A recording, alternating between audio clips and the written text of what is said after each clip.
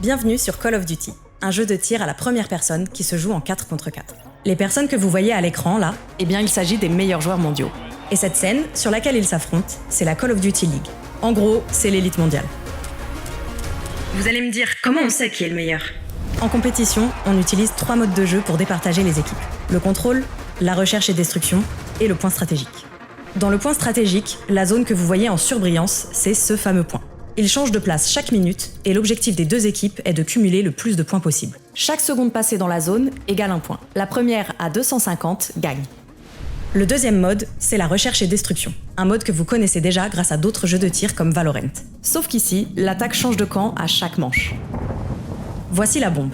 Les attaquants doivent la poser, les défenseurs empêcher la pose ou la désamorcer. Chaque joueur possède une seule vie par manche. La première équipe à 6 manches gagnées remporte la partie. Enfin, le dernier mode, c'est le contrôle. Il y a 2 zones sur la carte.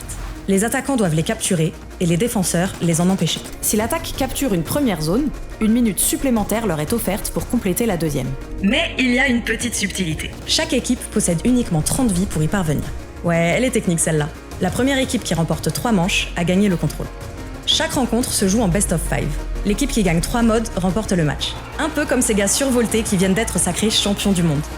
D'ailleurs Skies, Prista et Kismet, ils sont dans notre équipe, les Los Angeles Guerrillas M8, aux côtés d'un des rares Français de la Ligue, Linz. Et ça, c'est plutôt cool.